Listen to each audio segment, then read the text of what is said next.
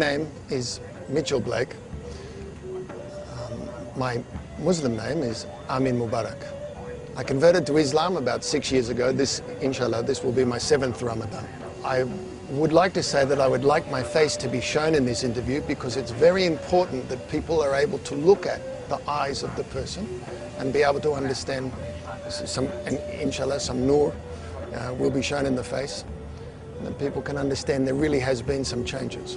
I'm in prison for trying to carry drugs through Don Mueang Airport, which was in 1993 or 2536.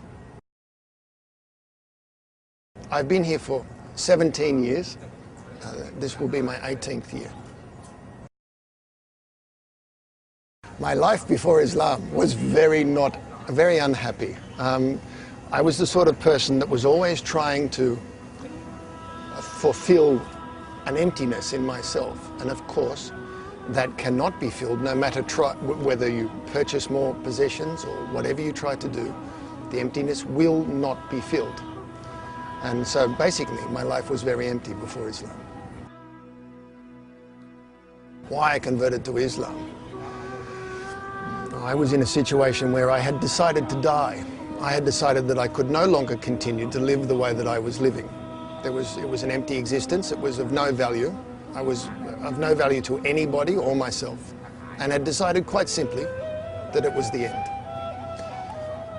And I decided to achieve this by going on a hunger strike until I passed away. I was determined to not only die, but to make a spectacle of myself. I wanted to destroy everything about myself. And a strange thing happened on that hunger strike. Someone had given me a copy of the Holy Quran, and I started to read it. And I'm afraid that after I read it, it was simply impossible for me to kill myself, and I'd found a way, inshallah, that I could live. And so after a full calendar month, 31 days of not eating, I decided to recite the Kalma Shahada to become a Muslim. And since then, everything has improved dramatically. Well, the first person I told was my mother, and her reaction was priceless. She said, first you're a drug dealer, then you come to prison, you're a criminal, now you want to be a terrorist? Astaghfirullah. And she didn't talk to me for a very long time after that. She was cranky. You know, when will I stop making my life more complex? When will I get the picture? But this is important because in our religion there is a verse in the Holy Quran where it says, I'm not allowed to say so much as to my mother. I have followed that since day one. And you know, it fixed everything. Just following that one verse, I have not mistreated in thought, in word, in letter, my mother ever, alhamdulillah, since I read that verse.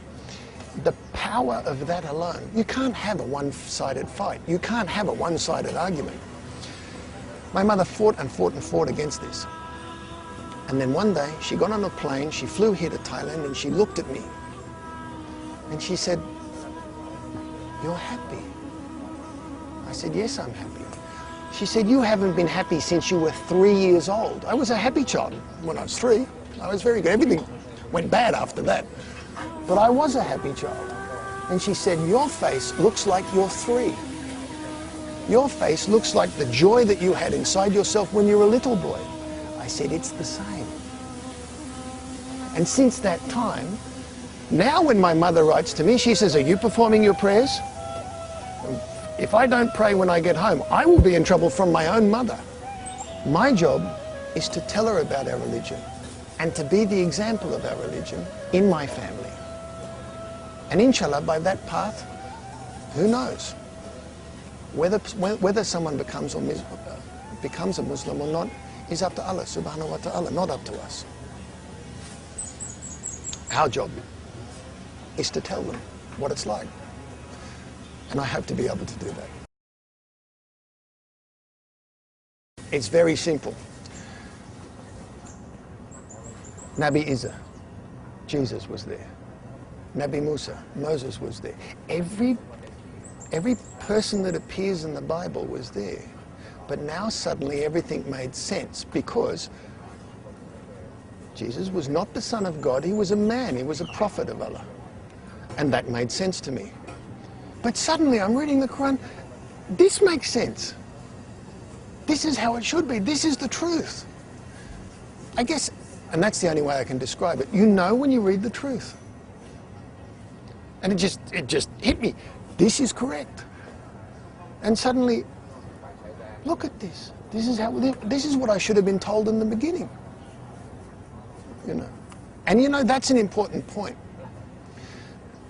Our religion is probably the most misunderstood religion on the face of the planet at the moment.